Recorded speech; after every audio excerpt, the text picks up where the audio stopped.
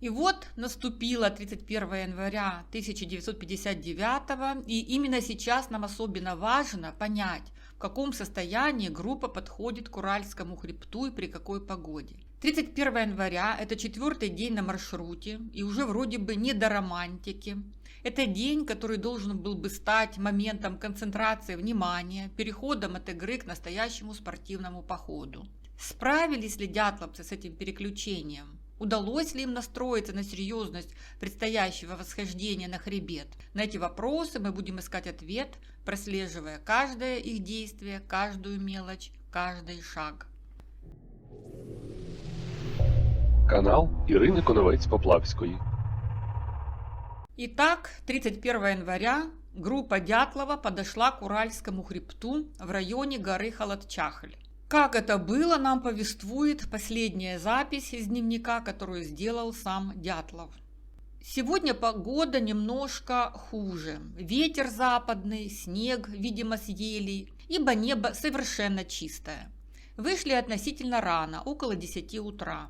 Идем по проторенному Мансе лыжному следу. До сих пор мы шли по Мансийской тропе, по которой не очень давно проехал на оленях охотник. Вчера мы встретили, видимо, его ночевку, олени дальше не пошли, сам охотник же пошел по зарубкам старой тропы, по его следу мы идем сейчас. Сегодня была удивительно хорошая ночевка, тепло и сухо, несмотря на низкую температуру, минус 18, минус 24 градусов. Идти сегодня особенно тяжело, следа не видно, часто сбиваемся с него или идем ощупью. Таким образом, проходим 1,5-2 км в час.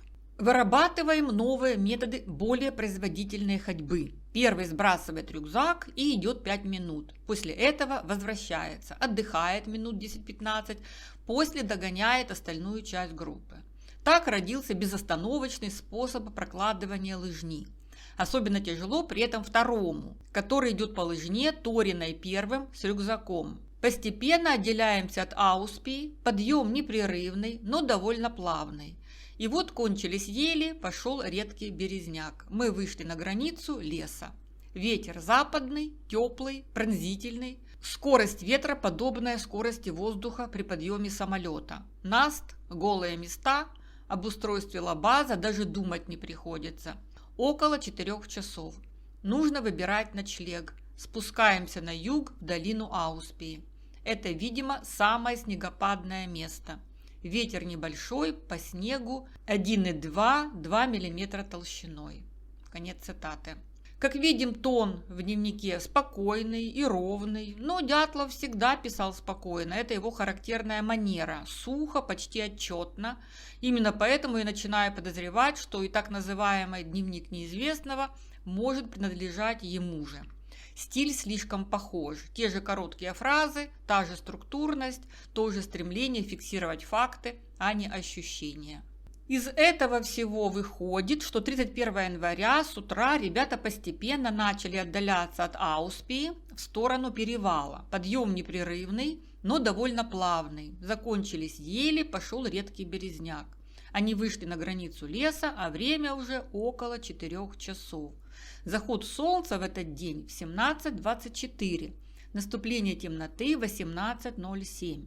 Но в горах и в лесу потемки наступают раньше. По словам Зиновьева, на разведение полного костра и на благоустройство вот этого всего очага и палатки у туристов в те времена уходило около 3 часов. Поэтому дятловцы потоптались на границе леса, видят, что лабаз там ставить негде, наст, голые места, а световой день скоро закончится, и они спустились на юг, в долину Ауспий, на ночевку.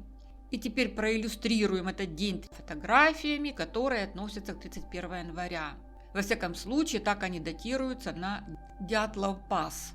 Эта группа еще днем в лесу, видимо, на привале, где они устроили небольшой перекус. Снега много, и, как выразился Дятлов, падает он с веток, потому что небо абсолютно чистое. Мы видим Кривонищенко, Дубинину сзади, Дорошенко и Колмогорову. Кривонищенко в своей уцелелой фуфайке поверх его модного лыжного костюма. Снег с веток падает на капюшоны. На этом фото вдалеке мы видим согнутого в 3 погибели Золотарева, потому что ему надо сохранить баланс и не упасть назад под воздействием тяжелого рюкзака. А на переднем плане, наверное, Зина в своей черной фуфайке. Рядом с ней рюкзаки и лыжная палка воткнута рядом. Наверное, она чистит лыжу. А это уже момент выхода в это самое редколесье перед перевалом. И сразу же ребята попадают под ветер. Вот Рустем Слободин, на плечах у него рюкзак с валенками, из рюкзака торчит топорище. А это считается, что Зина Колмогорова. На краю леса не так уютно, непогода, метель, видимость ограничена. А это то, что Дятлов называл «плавно идем по редколесью». Сам он впереди, Тибо слева, встречный ветер, капюшоны плотно прилегают к головам, Дятлов без рюкзака, а Тибо с рюкзаком. Оба они наклонились вперед. На заднем плане Люда Дубинина, она отворачивается от ветра и оглядывается. У нее на спине небольшой рюкзачок, вокруг кривые березки и ели. Если Дятлов без рюкзака, а Люда с каким-то маленьким, то это может такая разведывательная группа. Вышли немного вперед остальных, чтобы осмотреться. И сзади Люды фигура, возможно, это Колеватов. И разведка увидела Наст, голые места, об устройстве лабаза даже думать не приходится, а уже около 16 часов. А это фото знаковое. Группа стоит в небольшой ложбинке на опушке леса, справа небольшой холм, на котором растут карликовые некрасивые березы. Легкая метель. Видимо, разведка вернулась, а в это время остальные на опушке леса собирали хворост на вечер, потому что в лесу все деревья сырые. А здесь на опушке много сухих веток и есть что насобирать. Дятлов слева как будто докладывает обстановку Золотареву и свои выводы, к которым он пришел после рекогносцировки местности. Он и Колеватов на лыжах. Колеватов, внимая Дятлову, наблюдает за реакцией Золотарева. А тот в фуфайке на плечах выслушивает Дятлова с такой повышенной серьезностью. С одной стороны, он рад, что с ним как бы советуются, а с другой, ему не совсем нравится то, что говорит Дятлов. Сзади него Дорошенко, на заднем плане на лыжах Рустем Слободин с тяжелым рюкзаком, на котором надеты ботинки. На предыдущем фото из его рюкзака торчал топор, теперь его нет. Рустем греет руки в карманах. Рядом с ним на лыжах Зина Колмогорова. Справа от нее на лыжах стоит Тибо, на снегу 2 рюкзака, к которым привязаны хворост и дрова. Итак, решено возвращаться в долину Ауспии, там разбить теплый и защищенный лагерь, утром устроить лабаз и оставить в нем все лишнее, в частности мандолину, а оттуда на Уральский хребет. И вот самые последние строки, которые Дятлов записал в дневнике 31 января. Усталые, измученные принялись за устройство ночлега. Дров мало, хилые сырые ели. Костер разводили на бревнах, неохота рыть яму. Ужинаем прямо в палатке. Тепло. Трудно представить подобный уют где-то на хребте, при пронзительном вое ветра, сотни километров от населенных пунктов. Конец цитаты. То, о чем мы говорили. Немного хвороста и дров с собой притащили, потому что кругом одни сырые ели. И так все устали, что и яму для костра не рыли, а ужинали прямо в палатке. Теперь о фразе «где-то на хребте при пронзительном вое ветра». Это так Дятлов предполагает, что там наверху вой ветра. Но главное здесь, вот это «где-то на хребте» – это ключ. Где-то это означает, что завтра восхождение на Халатчахль, а оттуда траверсом как можно ближе подобраться к Атартену. Предполагалось заночевать где-то там, на пути к Атартену, а с утра выслать ударную группу, оставить на горе записку и возвращаться назад к лабазу той же дорогой. Это была обычная туристическая практика – посылать несколько добровольцев без рюкзаков и оставить там записку. Гудков так делал, Шумковцы и Аскинадзе рассказывал об этих ударных группах.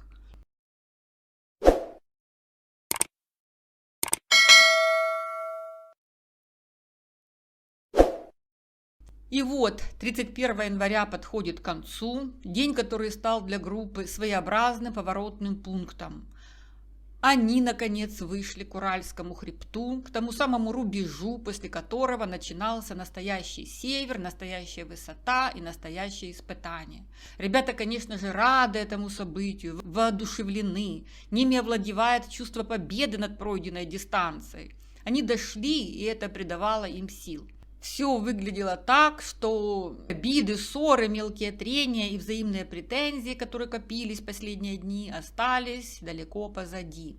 Настроение бодрое, и многим показалось, что группа наконец собралась. Но внешняя радость не могла полностью затмить те переживания, недовольства, которые уже успели зародиться. Мы подробно разбирали их в предыдущих частях. Усталость, раздраженность, разные подходы к дисциплине, неодинаковая мотивация участников. Золотарев со своими песнями, шуточками и манерой держаться уверенно и свободно действительно тянул на себя одеяло. Он был старше, опытнее, и некоторые, пусть невольно, но начинали смотреть на него как на более надежного и более спокойного лидера. Это не обязательно была открытая конкуренция, но такой скрытый конфликт авторитетов уже намечался. Поэтому 31 января стал знаменательным еще и тем, что впереди замаячили разные варианты решений, но пока никто не осмелился задать главный вопрос: готова ли группа идти строго по маршруту на Атартен. Вопрос, что делать дальше, витал в воздухе. Погода на хребте совсем другая, чем внизу, под защитой леса. Ребята это уже почувствовали, когда вышли в редколесье. Во-вторых, целый день они ходили туда-сюда, то вышли из леса, то опять туда вернулись. Дятлов это заметил. Он сам записал, что группа не просто уставшая, а измученная, то есть изнуренная, вымотанная. В любом туристском коллективе, особенно при походе в высшей категории сложности, в такой ситуации обсуждается запасной вариант. Согринцы, по рассказу Зиновьева, просидели в снежной берлоге 3 дня при плохой погоде, после чего по запасному варианту сократили маршрут. И все вернулись, может, не совсем здоровые, но живые. Это нормальная практика. В непонятной ситуации всегда можно использовать запасной вариант. Пример им уже продемонстрировал Юдин. И это был момент, когда руководитель обязан был трезво осмыслить все эти факторы. 31 января Дятлов должен был честно признать: группа уставшая, дисциплина шаткая, конфликты не исчезли, они просто смолкли на фоне временной радости. Погода уже не будет радовать, впереди изнуряющий подъем на 1000 метров. Людей надо беречь, потому что силы уже не те, что в начале. Но Дятлову, видимо, не хватило холодной головы сказать: «Ребята, я подумал, на Атартен мы сходим в другой раз. Сейчас запасной вариант на юг. Эта петля на Атартен туда-назад нам в сегодняшней ситуации ни к чему». И это была бы ответственность, а не слабость. И думаю, у многих участников гора с плеч свалилась бы, и они радостно бы согласились с этим решением. Но дело в том, что группа зависела не только от амбиций Дятлова, но и от амбиций других участников, которые уже набирали авторитет. И здесь действительно тонкий момент. Ведь среди них был Золотарев, взрослый дядька, который шел в поход не ради романтики, а послужного списка. Ему это требовалось для работы, для будущей должности начальника турбазы. Стал бы он протестовать? Безусловно. «Это что, я зря тут с вами песни распевал? А вдруг не зачтут 3-ю категорию без Атартена? Да я от Согрина к вам сбежал. Я думал, что вы более серьезные люди». Повлияло бы это на решение Дятлова и его группы? Естественно. Как можно подвести старшего товарища, который неожиданно так хорошо влился в коллектив и вообще симпатяга? Это я описала на тот случай, если бы группа обсуждала этот вопрос. Но дело в том, что Дятлов и сам горел желанием доказать свою способность вести группу на вершину Атартен, несмотря ни на что. В результате эйфория затмила осторожность. Достижение Уральского хребта создало у группы ощущение, будто они уже наполовину победили маршрут, будто самое трудное позади. И на этом фоне погода на хребте перестала восприниматься как реальная опасность. Она казалась чем-то временным и привычным. У каждого из них в туристической биографии были дни, когда ветер резко менялся, шел снег, поднималась метель, и все это в итоге преодолевалось. Поэтому и теперь сигналы, которые подавала природа, не воспринимались как что-то зловещее. В горах предупреждения не выглядят, как звонки пожарной тревоги. Они тихие, незаметные и потому особенно коварные. Подумаешь, ветер усилился. Подумаешь, сегодня прошли всего пару километров. Все это казалось мелочами. Но дело было не только в погоде. Настоящее предупреждение заключалось в том, что дятловцы подошли к хребту уже изнуренными, а впереди тяжелое утро. Сначала строить лабаз, а это, как я поняла, была яма в снегу, обложенная картоном, лапником и дровами. Ну, это тоже ничего себе такой кусок работы. А после этого лезть в гору фактически на километр вверх с увесистой ношей, а потом еще шагать траверсом до вот этого самого где-то поближе к заветной горе Тартен. В лабазе оставили ведь всего 55 килограмм, а остальное все на себе. Кто ходил в походы, понимают, что это значит. И вот именно этой накопленной усталостью и как следствие потери концентрации Дятлов и пренебрег.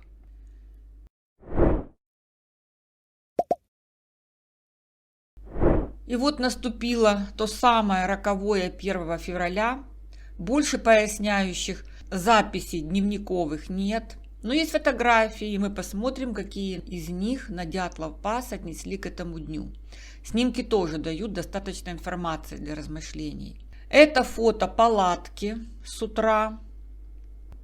Ребята собираются, настроение приподнятое, не холодно, Люда смеется, ее куртка даже расстегнута.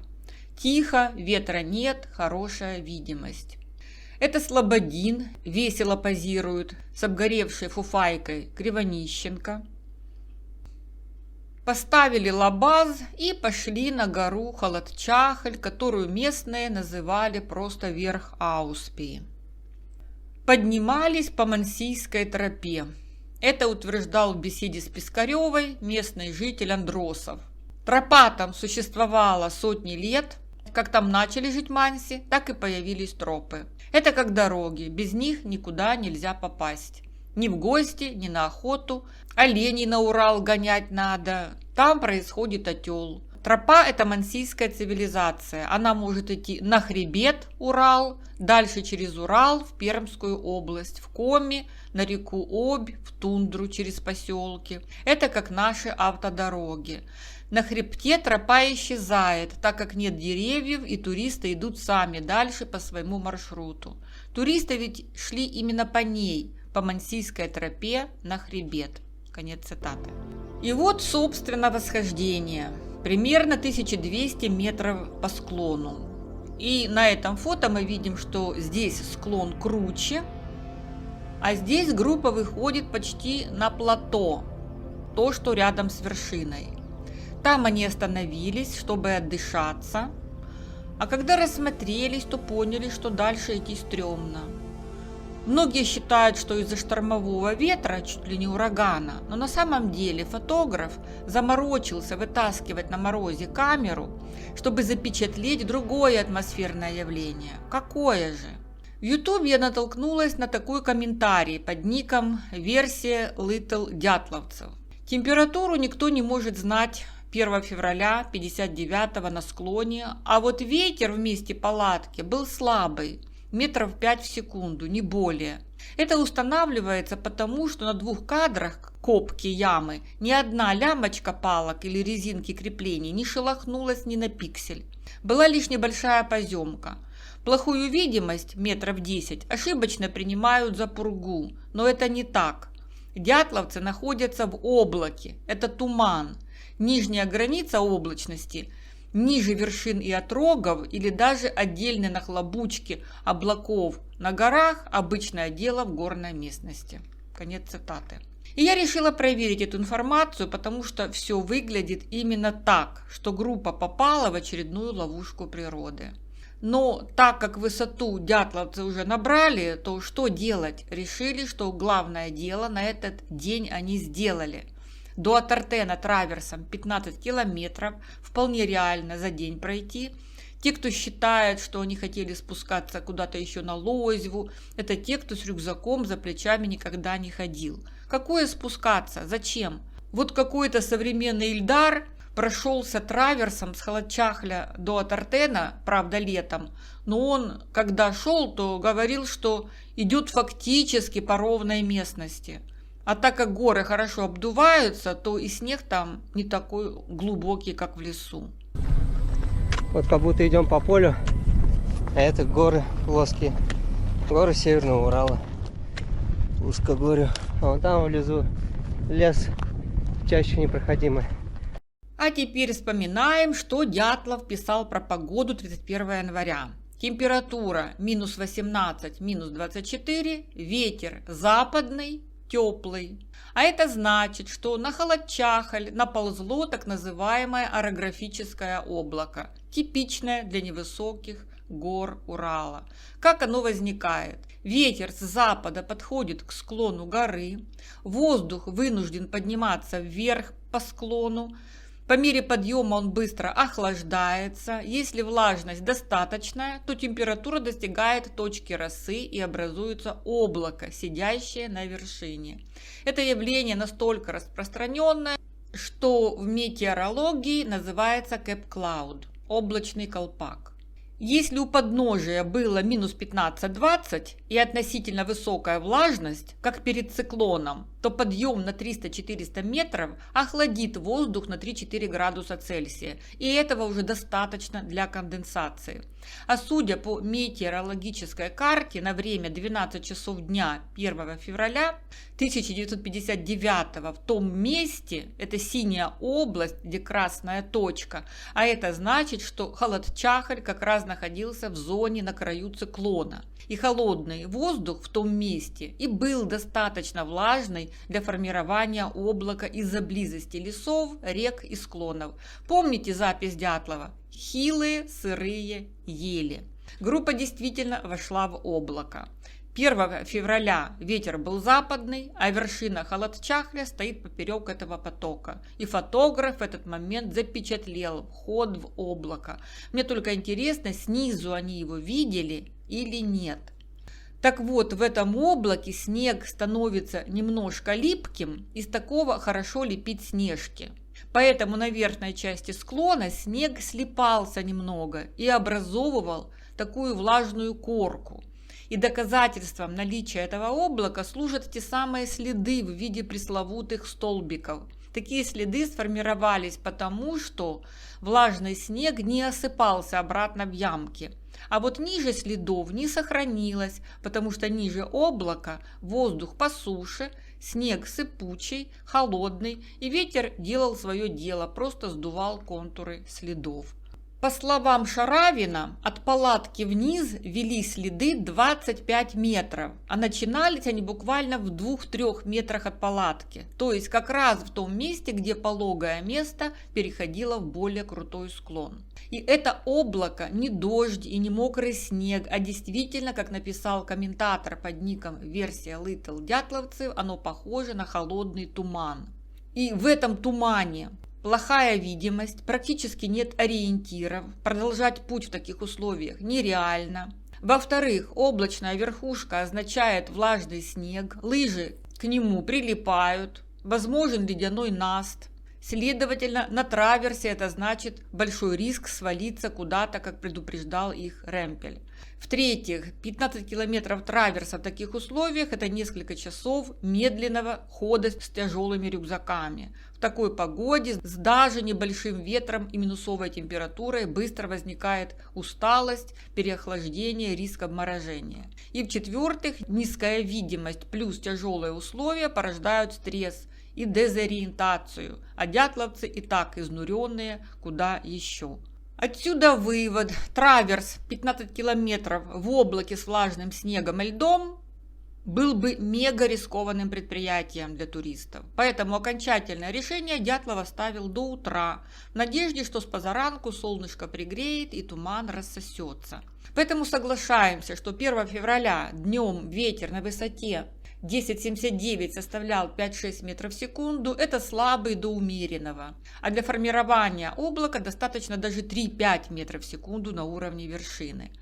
Могло ли облако исчезнуть утром? Да, и это очень типичная ситуация. На рассвете солнце начинает подогревать склон, воздух становится теплее, влажность уменьшается, облако разрывается, туман по склону съезжает вниз и рассеивается. В 10-12 утра вершина чистая. А ведь многие дятловеды утверждают, что 1 февраля на Халатчахле дул страшный ураган. Но при сильном ветре орографическое облако не имеет возможности сформироваться и тем более сидеть на вершине. Ураган – это 25-40 метров в секунду. Турбулентность рвет конденсацию на куски. Капли не успевают удержаться. Никакой точки росы. Это не плавный подъем воздуха, а хаос. Ураган вырвал бы лыжи, поставленные вертикально из снега вместе с лыжными палками. Не было бы никаких следов столбиков, а палатку при установке сорвало бы еще до того, как ее успели растянуть. Кстати, атмосферное давление, зафиксированное 1 февраля, составляло примерно 1005 гектопаскалей. Это важная деталь, которая тоже снимает миф об урагане и экстремальном шторме. Давление в 1005 гектопаскалей – это нормальная зимняя погода для Северного Урала. А при ураганах давление падает 980-990 гектопаскалей и ниже. А 1005, наоборот, характерны для стабильной холодной погоды с умеренным или даже слабым ветром.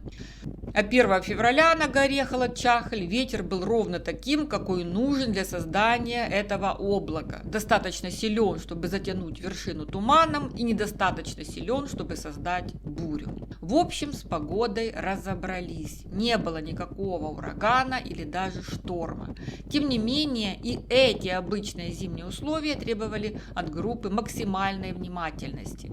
И в принципе дятловцы все сделали тактически правильно на тот момент, когда поняли, что они в ловушке, и решили переночевать на Халатчахле и таким образом проявили ту самую внимательность. И еще пару слов о показаниях метеостанции Бурмантова, которая находилась 50 километров на юг от высоты 10,79 и восточнее на 50 километров. Там зафиксировали ветер северный. Такая ситуация, как я поняла, вполне реальна. Метеостанция Бурмантова фиксировала северный ветер 5 метров в секунду. Но это ничего не говорит о том, что творилось в это время на высоте 10,79. Если углубляться в эти метеопонятия, то там еще есть и фоновые, и местные ветры, которые и в 10 километрах от зоны нашего интереса могли быть иными. Кто живет в гористой местности, знают, что ветры в горах живут своей жизнью. Видите, как все просто. А сколько копьев было сломано по поводу места палатки? Почему ее не поставили внизу? Почему вообще не пошли по лозе к Тартену? Не будем углубляться. Процитируем Бориса Гудкова. А он сказал в беседе с Пискаревой по этому поводу так: «Майя Леонидовна, я бы не стал придавать этому вопросу особого значения, тем более искать в нем зловещий смысл». Лучше не скажешь. Так что группа Дятлова, конечно же, попала в ловушку, потому что солнечного утра им никто не обещал. Это была только надежда на лучшее. Вряд ли эта вынужденная остановка кому-то понравилась, ведь планировали подобраться поближе к Тартену, а приходится сидеть и ждать у моря погоды. Хотя после вчерашнего трудного дня и сегодняшнего восхождения это выглядело и неплохим вариантом. Поэтому и настроение у дятловцев было радужное. Что ж, у туристов это часто бывает – ждать благоприятной погоды. Все решится завтра. Утро вечера мудренее. И на том пологом месте у вершины, наклон всего 15-18 градусов, дятловцы приступили к обустраиванию места для ночлега. Канал Ірини Коновець-Поплавської. А мы подводим итог нашему исследованию, посвященному тому, как группа под руководством Дятлова добиралась до верха Ауспии с начала зарождения, собственно, идеи идти на Атартен. И уже можно признать, что эта туристическая группа была типичным примером советской молодежи конца 50-х. Идеалистическая, самоуверенная, чрезмерно оптимистичная. Их поведение до 41-го квартала напоминало эмоциональный вихрь, много смеха, песен, писем, искренних записей в дневниках, шутливых постановок. Они бессознательно играли роль агитаторов нового послевоенного советского типа, здоровых, энергичных, дисциплинированных. Туризм для них был не только спортом, но и частью идеологического проекта. Доказательством того, что советский человек способен покорять стихию, жить в коллективе и нести свет цивилизации даже в тайгу. Тем не менее, за этим внешним энтузиазмом скрывались вполне человеческие противоречия, усталость, нервное напряжение, скрытая война характеров. События после Второго Северного – это классический пример того, как внешне сильный организатор может потерять психологический контроль над группой. Дятлов считал, что его главная задача – маршрут, техника продвижения вперед и только вперед. Он был лидером, рационалистом, который держался за формальную сторону дела. Но любой поход – это не только километры и карты, это еще и коллектив, где настроение одного может сломить всех. Первые признаки этой потери контроля проявились еще в поезде, когда группа пела громко песни, шутила, будоражила пассажиров. Для Дятлова это не было проблемой, он не вмешивался, не считал нужным сдерживать эмоции участников. Он смотрел на все с точки зрения «главное передвигаться, а остальное неважно». Но именно в этом и скрывалась его ошибка. Когда начались мелкие ссоры, он решил не опускаться до их уровня, воспринял это как несерьезное и вообще не его дело. Но именно в этот момент его контроль над группой ускользнул. Люда замкнулась, Зина обиделась, ребята начали нервно шутить. Вместо сплоченности появились маленькие островки изоляции. Колеватов, который оставался скорее наблюдателем и миротворцем, уловил эту опасность и потому придумал свой день рождения, чтобы разрядить атмосферу. Это говорит о том, что группа уже потеряла психологический центр, и эту роль стихийно начали перебирать на себя другие. Вот эта сцена, когда Люда обиженная ушла в палатку и больше не выходила до конца ужина, меня поразила чрезвычайно.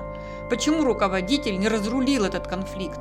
И может поэтому некоторые участники начали тянуться к веселому и, как им казалось, мудрому старшему товарищу Золотареву. И закончим эту нашу эпопею жесткой, чтобы не сказать жестокой цитатой из вот этой статьи Аллы Алексеевой.